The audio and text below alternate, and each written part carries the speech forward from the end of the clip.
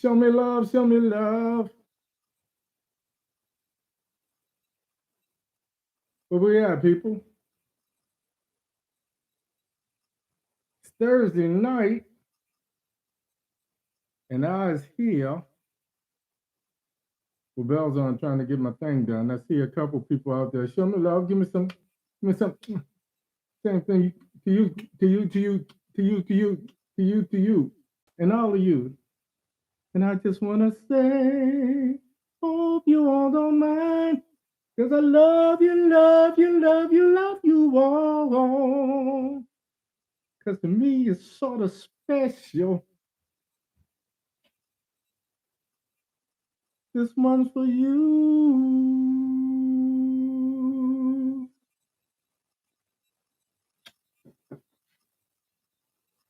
Some old Teddy. For all of my Philly people out there. Teddy was a monster, huh?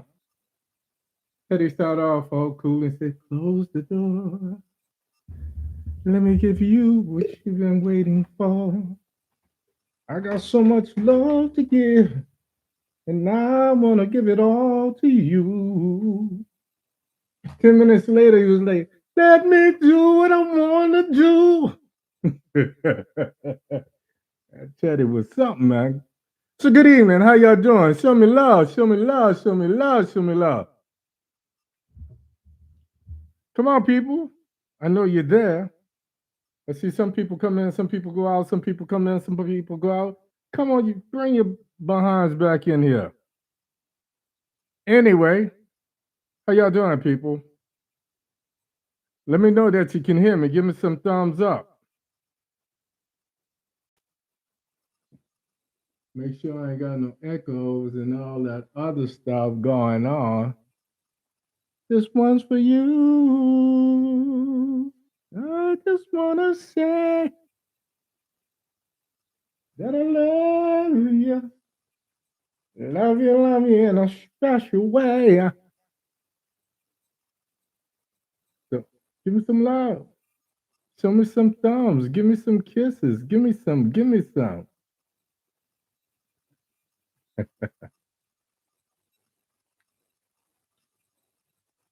Folks, we got a good show tonight. Despite what's looming in the world and all the craziness going on, I'm positive. And that's hard for me to do, given the fact that I see things long before they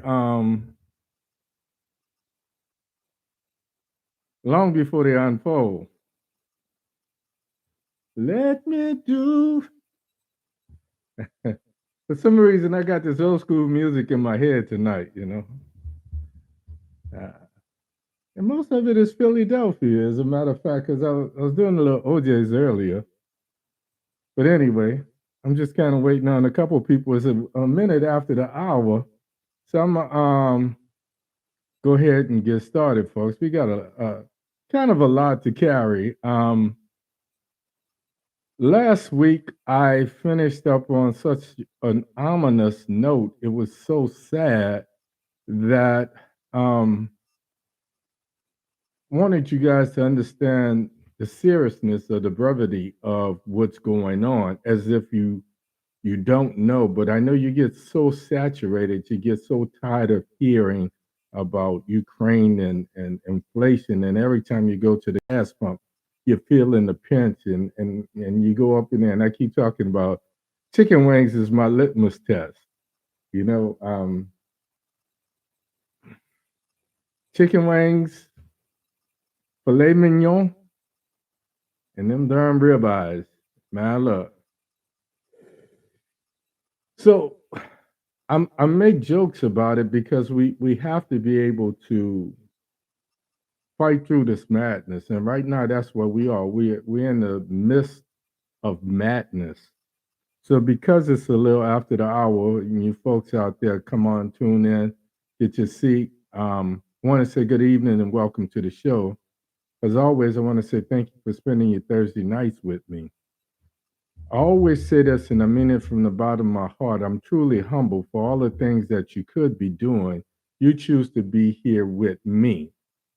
to hear what I have to say. My name is, of course, Hank Batiste, and my show is called Omitdalogic. This shit makes no sense. I'm your host tonight, and the voices in my head are saying, Mr. President, raising interest rates only affect the poor, the middle class, and low income families. So it kind of lets you know where we're headed. Folks, it's been a week since Biden's State of the Union address. It's been 2 weeks since Putin genocidal assault Ukraine. I call it Putin's war. It's been more than a year since Biden has taken office and Pelosi has become the Speaker of the House. Biden had all of these campaign promises of making the wealthiest Americans pay their fair share of taxes. And if that was ever accomplished, folks, I promise you, inflation would be an afterthought. It's been a year of Mr. Biden promises of build back in this lackluster performance. Now, one might call me a Democrat by party, but I'm about accountability. I don't care what your party affiliation is. I don't care what it is you do. You understand? I'm a Marine. I'm always going to be a Marine. They say once a Marine, always a Marine. But the thing about being not just a Marine, but believing in serving one's country is honor, honor, honor. And that's about integrity, that's about self accountability, so forth and so on. So I made this little podcast that was like a skit. If I were Pelosi's supervisor, if you will, I was giving her a yearly evaluation. So imagine what would happen if we were evaluating all of them's performance right now. It would be in the dirt. Um, it's been a year of obstructionism, and that's coming from both parties. The Trump Republicans have led the charge by criticizing everything that Biden tried to do or he proposed. But they're not alone. The Dems are fighting amongst themselves, and you cannot say Biden without saying Manchin. So Manchin has become a bit of an archenemy, if you will. It's been a year, and if Biden were Batman, Manchin would be the Penguin or the Joker or the Riddler. Not the Joker. I don't think he's that bad that he would be the Joker, but he would definitely be the Penguin or the Riddler. Manchin has become democracies, in my eyes, by my assessment, Manchin has become democracy's arch nemesis. Even the people of West Virginia are pleading with Manchin to do the right thing for them, not for himself. So tonight we're going to talk about what's happening in Ukraine and Putin and PU-TIN and the what ifs. These are very perilous times, to say the least. Then we're going to talk about the theory of raising the interest rates and why they do this and how it's supposed to combat inflation and why it never, never, never works. Tonight's show is called Raising the Interest Rates Hurts Low and Middle Class Families Only. My name is Hank Batiste. This is Omitdalogic. This shit makes no sense. We're going to try to make sense. Let's do this. Let's start off with Putin. It seems like every day I either intentionally or inadvertently get asked two questions. Now, granted, since I started doing this podcast, I engage people from every walk of life. And what gives me hope and boggles the mind at the same time is we all have the same fears, if you will. We all want the same things, but we find it so hard to come together to make it happen.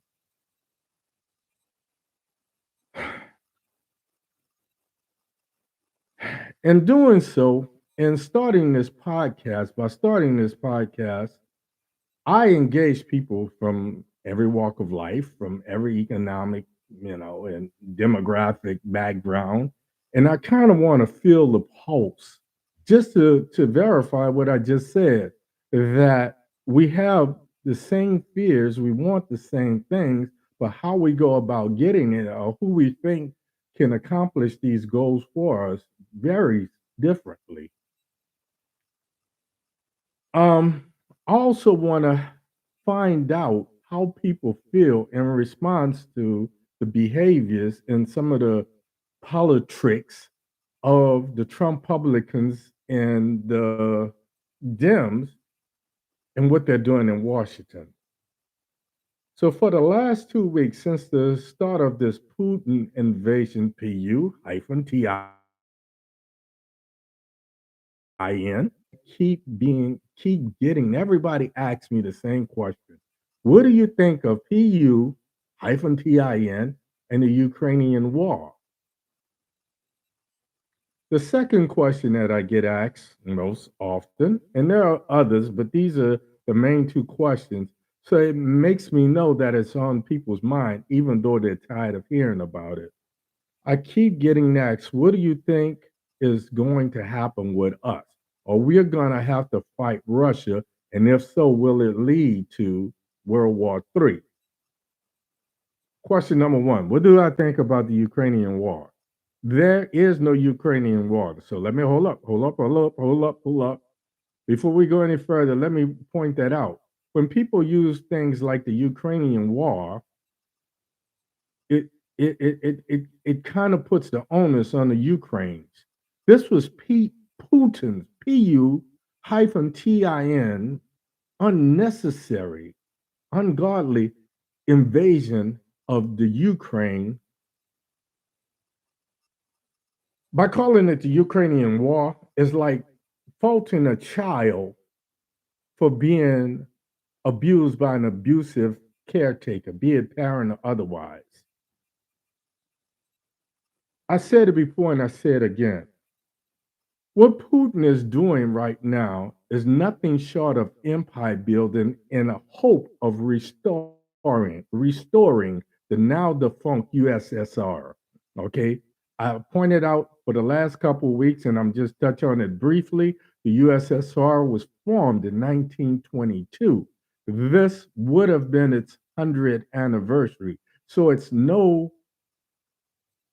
coincidence that this was the time, the year that Putin, PU-TIN, picked to do this all out assault on the Ukraine.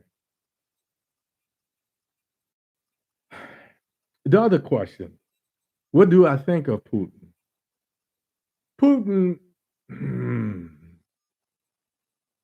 I don't know. They say he's 69. I think he's closer to 80, but that's what it is. He was born under the sign of Libra. October the 7th or something like that. Here's the crazy part about that, and I make jokes about it because, again, this stuff carries so much weight, so much brevity that we have to be able to digest it. So I try to feed it with a little humor. Putin is ex KGB. That's equivalent to the Russian CIA on steroids. Okay? He's probably been playing this spy game since the missiles of October between Kennedy and Khrushchev's. Putin, PU-TIN, became more emboldened with this bromance that he had with Trump. Trump looked up to him like he was a big brother. You know, as a matter of fact, when you kind of look at some of the things that Trump did and tried to do, you see Despicable Donnie following steps of people like Putin, PUTIN, and Kim Jong hyphen UN. No, the things that they did as dictators, even though they call themselves president, even though they follow a form of government called communism or whatever, is more like they are authoritative figures who are above reproach. So no one can tell them. There's not a cabinet, there's not a Congress that, and when we look at the contrast of what's happening with Biden and Manchin, if Manchin were in Russia, he would have had a shot of some radioactive iodine or isotope, and he'd have been dead a long time ago. Because this is how these guys deal with anyone that goes against their vision. Trump, like PU-TIN,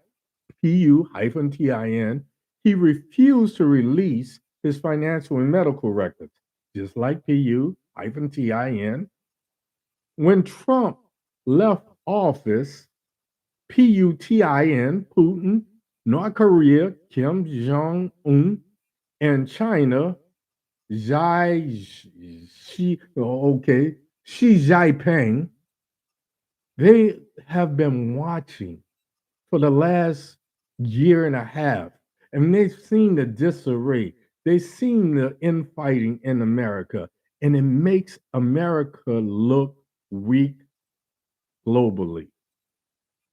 Since Trump left office, Biden took office, the Dems have been in total disarray. Pelosi has been working to make as much money on Wall Street as she can.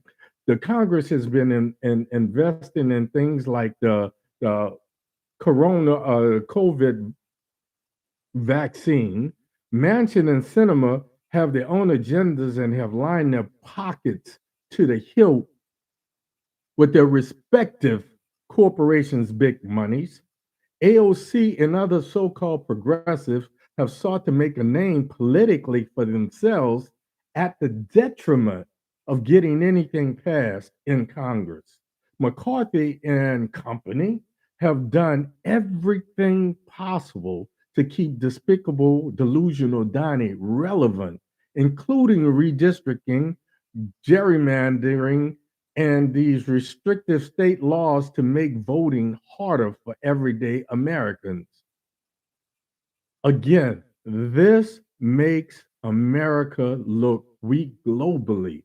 This gives people like Putin, this gives people like Kim Jong-un, who's been testing these nuclear weapons and warheads and missiles and what have you. This makes Xi Jinping and China look at America on the brink of being on a downfall.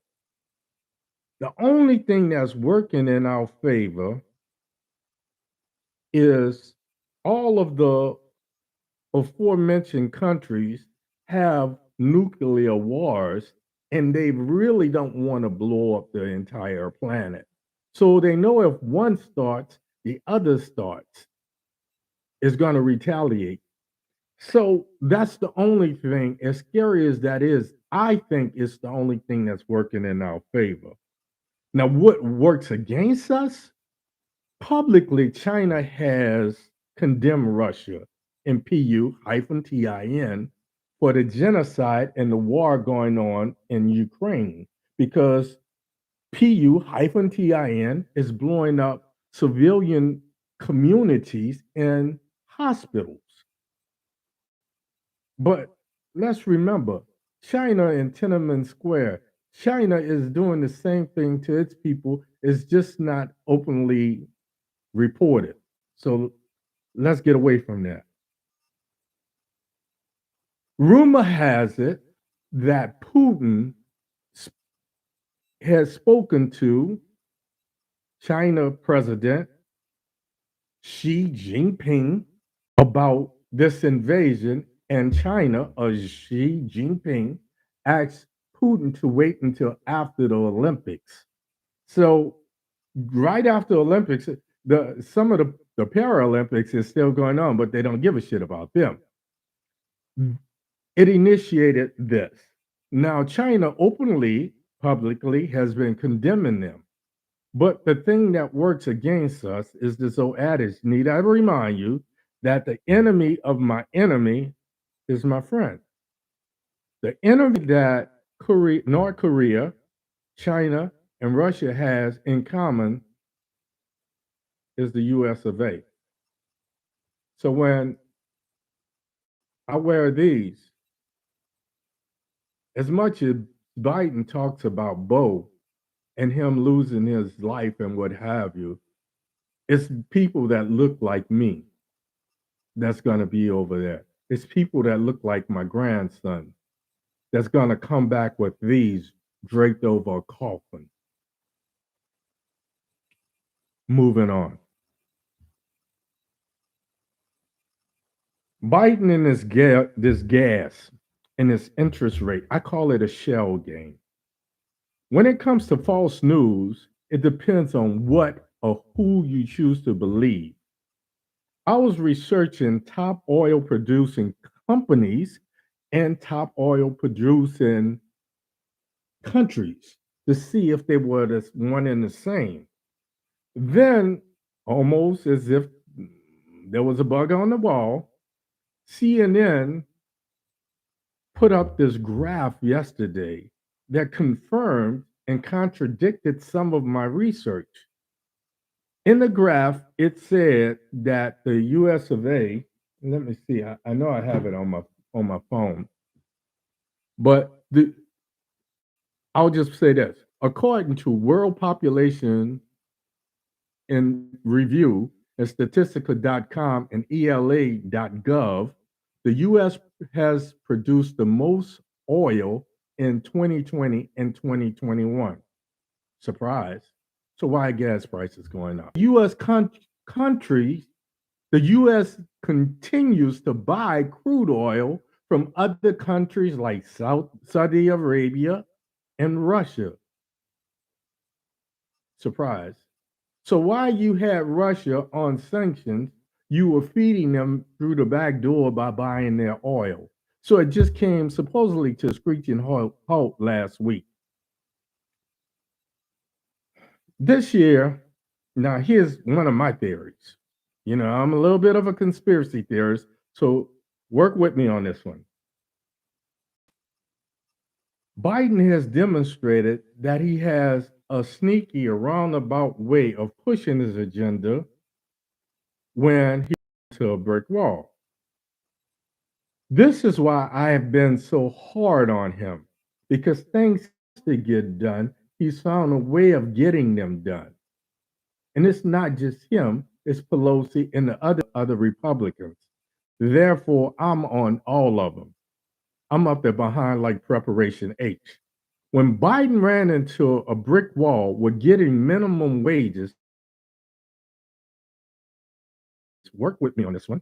When Biden to a brick wall with getting minimum wages raised to $15 an hour, what did he do? He circumvented Congress by using pandemic funds to give money to families that were essentially paid more money to stay their asses at home than they were to go in for $7 an hour. It made it more profitable for breadwinners to stay home and take care of their own families than they would working as waiters, waitresses, and hostesses in some of these minimal wage jobs.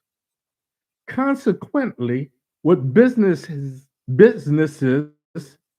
or corporate America had to do to compete with those people that were looking for a job was raise wages to attract workers and made it easier for them to come back into the workplace. Why do I bring this up?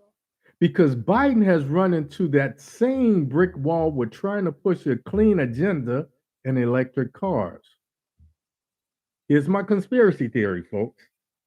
Despite being the major oil producer in the world, the best way to circumvent Manchin, Sinema, and Congress is to make gas prices so ridiculously high that electric cars look more and more attractive. Okay, this shit is chess, it's not checkers. So what's the problem with the shell game? If we get into that, let's talk about the inflation that's associated with these higher wages. Now, initially I said if Congress or anyone openly says that minimum wage is $15 an hour.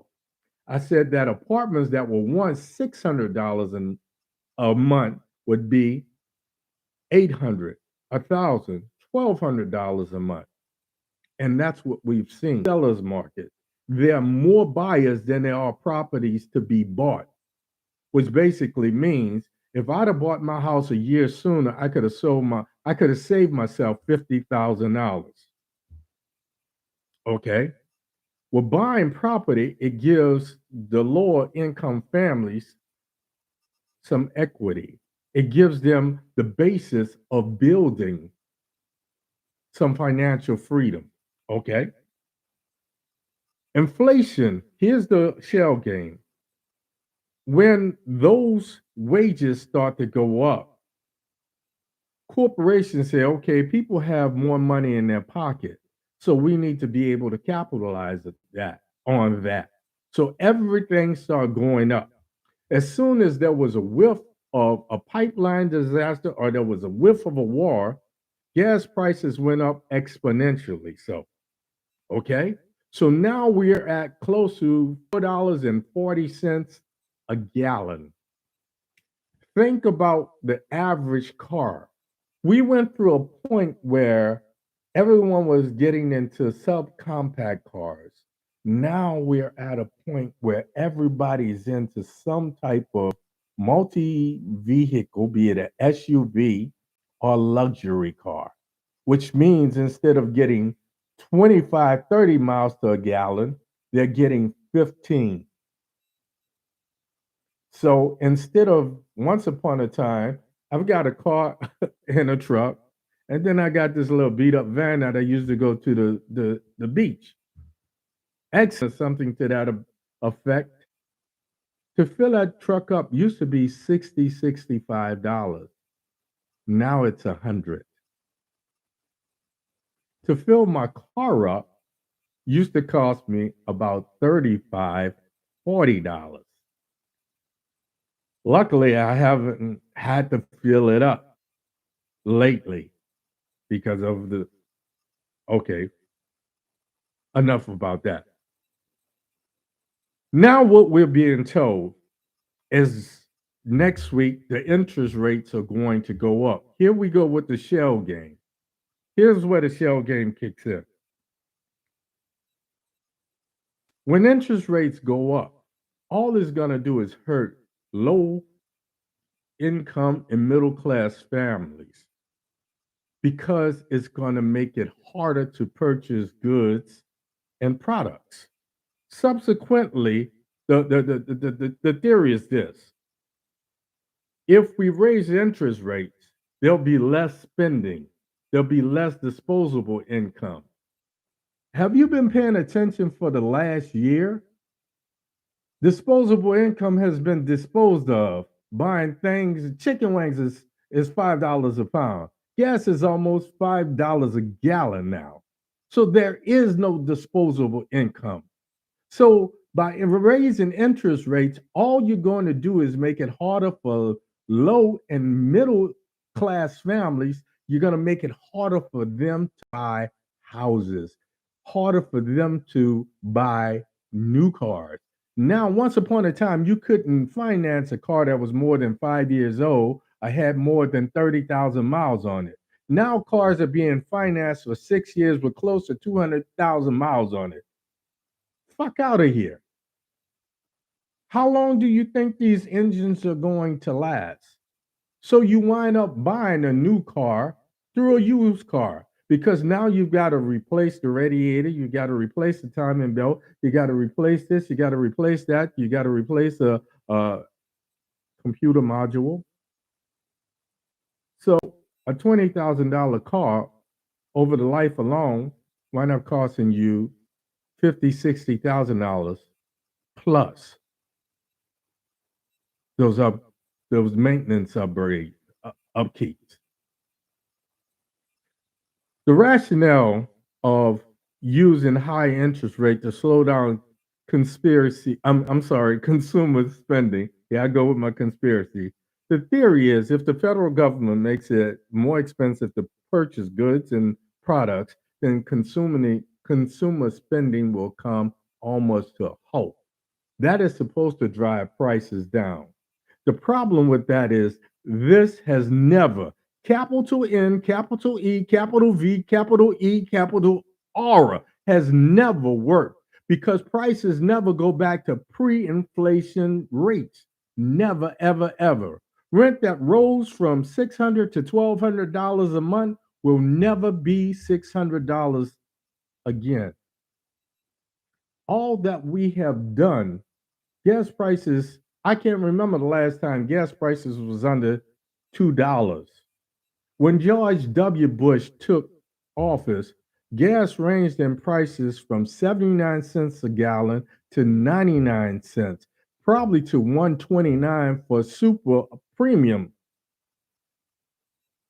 Now, since then, it's just been ridiculous. We had this point where gas went up to $3 and it came down to $1.50. It never went down to $1 again. And it's been on the uprise since then.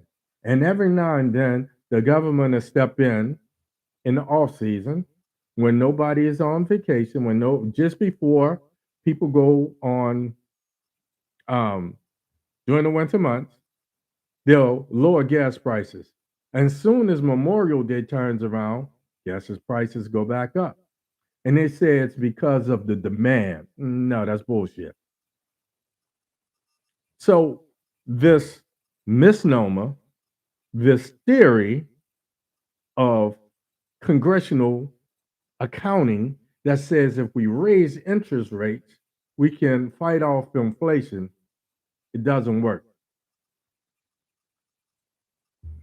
More importantly, what all of this has done is it's created a diversion that makes us forget the campaign promise of making the rich, the wealthiest 1 to 3%, pay their fair share of taxes.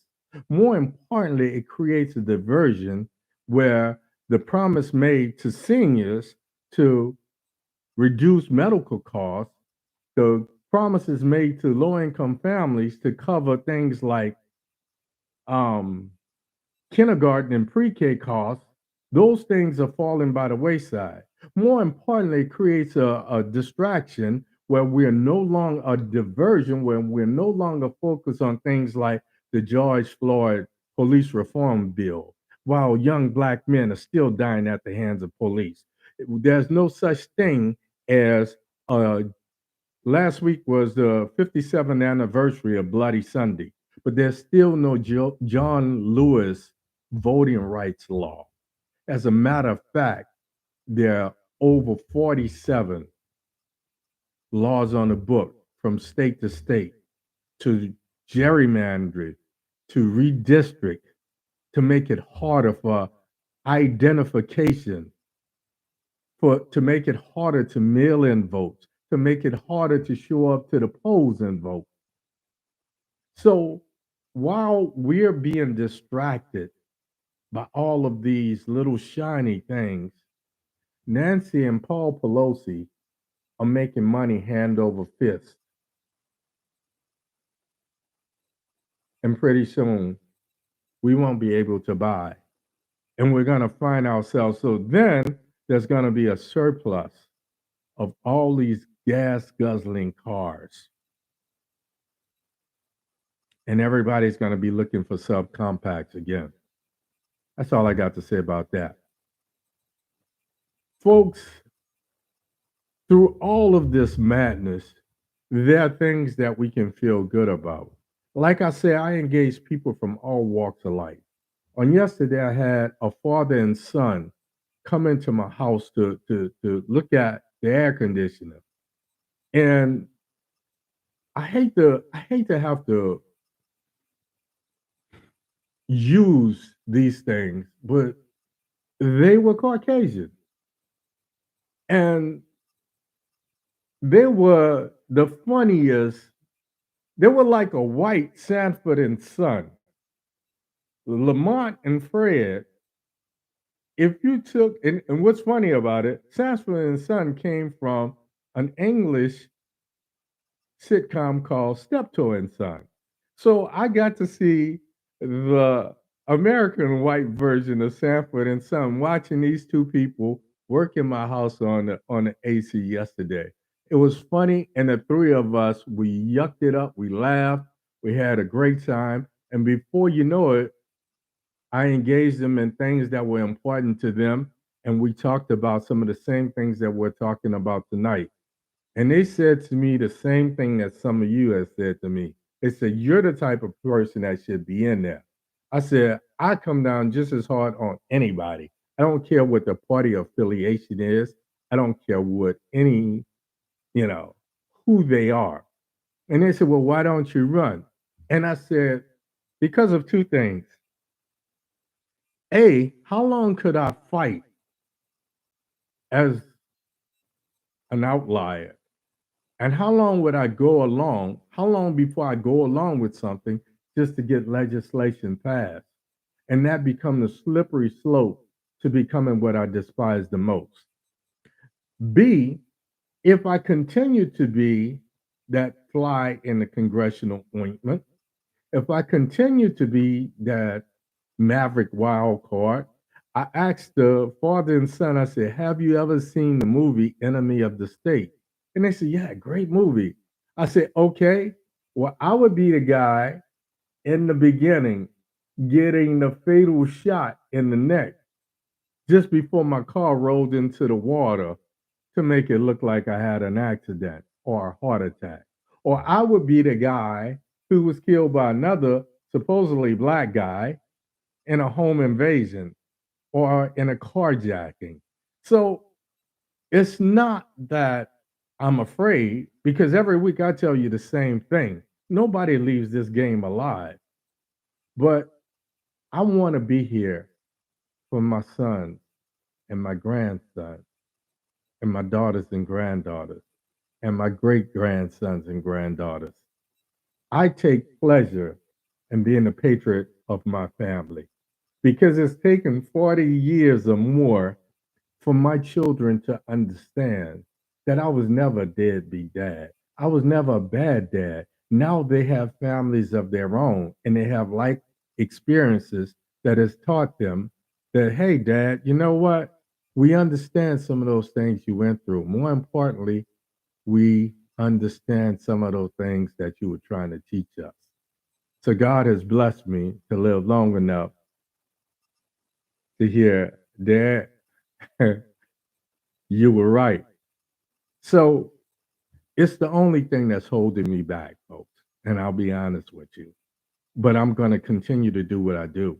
I'm going to continue being a maverick. And I'm going to continue speaking to every voice that will listen to what I have to say. You understand? So, with that, that's all I got for you tonight. I promise you I was going to end on a better note, not so gloom, not so ominous, not so sad as last week, but I still want you to do me a favor. I want you to go to my YouTube. I want you to subscribe to my YouTube channel. And just in case you don't remember, my YouTube channel is HBJ Henry Batiste Jr., MPA, Masters of Public Administration, so HBJ MPA at YouTube. If you've already subscribed, share my podcast with a friend. These guys left out of my house yesterday. Before I gave them the check, they said, "Hey man, write down, write down your YouTube channel. I want to go and listen to some of your stuff. I want to follow you." And they just knew me for one day. So share my stuff. Each one can teach one if each one of us strive to reach one. When you subscribe, hit the thumbs up. Give me a thumbs up. Hit the bell. Leave some positive words. And I promise I'll see you next week right here. Same Baptiste time, same Baptiste place. My name is Hank Batiste. This is Omitdalogic. This shit makes no sense. But hopefully this week I made some sense of it for you. With that, I want to say, it's always important. I wish you love. I wish you peace. Like your man Hegries. I'm out of here. I love you. Ain't a damn thing you can do about it. And I want to say, no, I ain't gonna say. I ain't gonna say. Hope you all don't mind, cause I love you, love you, love you, love you all. Good night, people. That's it. Bye. I gotta go.